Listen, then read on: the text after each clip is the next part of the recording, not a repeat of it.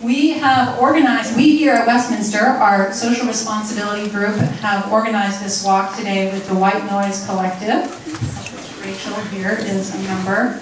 And it's a group of people who've been meeting in Providence to discuss white privilege, racism, and what we can do about it. And through a number of connections have come to be able to work, we have come to be able to work together to organize today's event.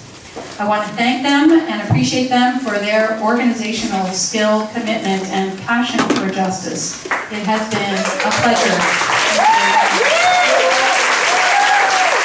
So why are we here? I had been away at a conference that week in June and came back to participate in a vigil for the 9 African Americans murdered in Charleston, North Carolina. It was there that I first heard about the racist flyers distributed in East Greenwich. And I said, racist flyers in East Greenwich? That news was both appalling and unbelievable, but the papers confirmed it was true. On June 24th, many East Greenwich residents woke up to white supremacist flyers distributed in small bags on their front lawn. We live in a society with a deep and problematic racial history. As a white person, the shadow of this past is far too often invisible to me, but it impacts people of color on a daily basis, in small ways and terrible ways all the time.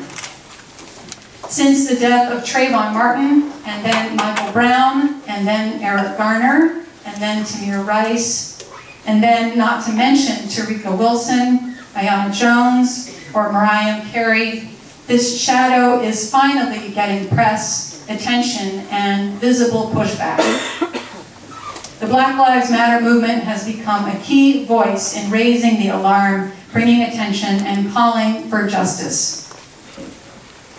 Today, we have the opportunity to walk in support of that justice, right here in East Greenwich. We walk to raise awareness, we walk to share a message. We walk to let everyone know we will not sit by and let racist actions go in this town without a response. When we shared our visions and dreams for this walk with each other in the organizing meeting on Tuesday, more than one person said, what if we could have conversations with people? What if we could bring people along? What if we helped create more understanding about race and racism, not only among us here, but among whoever we might encounter as we walk? As someone noted yesterday, Van Jones in Awakening the Dreamer asked, would you change places with a black person in this country? And if you wouldn't, we do not have equality. Far from it. Hi everyone, my name is Rachel. I'm with the White Noise Collective, and I want to thank Reverend Ellen for her words and the Westminster Unitarian Social Responsibility Committee and the whole church for so graciously hosting this event and being terrific collaborators. And I want to say it's beautiful to see how many people are out here today, and in particular how many white people to stand up for their justice.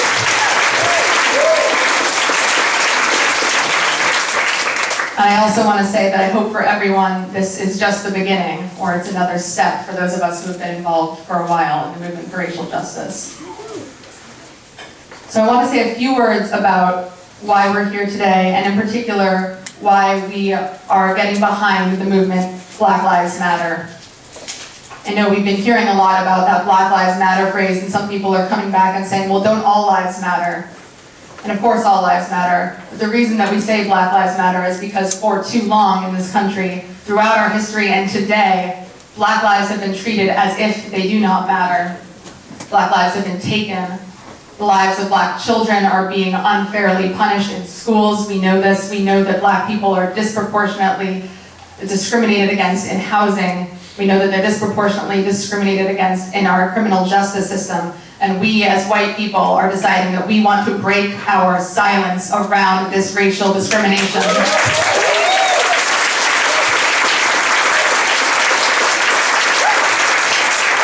When we say Black Lives Matter, we are not saying that brown lives do not matter, and we are not saying that white lives do not matter. What we are saying is that Black lives matter, and the fact that we have to assert that in this country is sad, and it is wrong, and it is far past time that we start fighting for racial equity.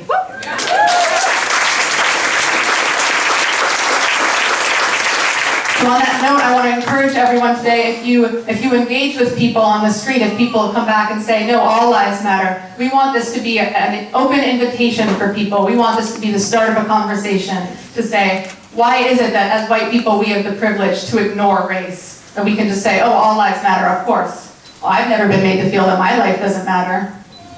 Let's open that conversation to people as we're walking. This isn't about accusing people and saying, well, oh, I'm the good white person, you're the bad white person. This is about saying we know that racism is a system, we know that it is structural as well as interpersonal, and we know that it's going to take all of us to stand up and fight it in order for it to be overturned and disrupted.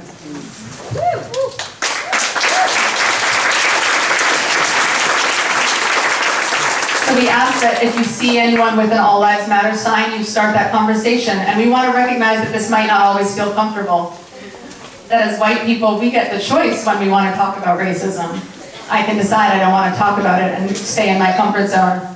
We know that people of color don't have that freedom, that they are faced every day with confronting racism when they walk outside the door, or when the police stop them, or when someone follows them in the store. We are saying Black Lives Matter because we know that the lives that Ellen just talked about matter, and the lives of countless hundreds, thousands of other lives that we never speak matter.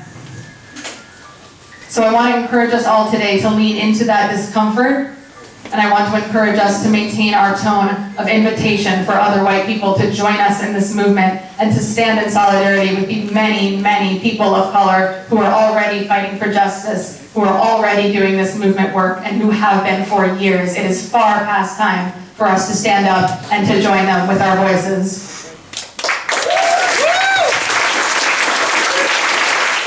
Thank you, Rachel. I wanted to, as we prepare ourselves emotionally for this walk, and to be vehicles of change and healing in a broken world, I invite us into a few moments of reflection and meditation and prayer. God, Spirit of life, mystery beyond our naming or understanding, we come from many places. We come with many feelings. We come angry. We come hurting. We come dismayed. We come hopeful. We come glad to do something. There's so much that's wrong and so much that's unjust and so much that we must change. We must do it in ourselves and we must do it around us.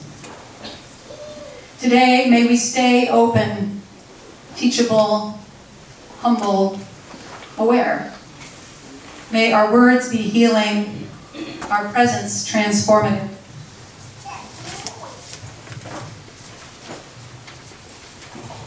May this walk plant new seeds. As we make our way through the streets of East Greenwich, may we not lose sight of the truth. Whether we are Black people, Asian people, Hispanic people, white people, police officers, politicians, teachers, students, clergy, parents, children, whoever we are all in this together. Racism is healed when we bring each other along. May our hearts rule our actions and caring rule our words. Let us walk with conviction and let us walk in peace. Amen.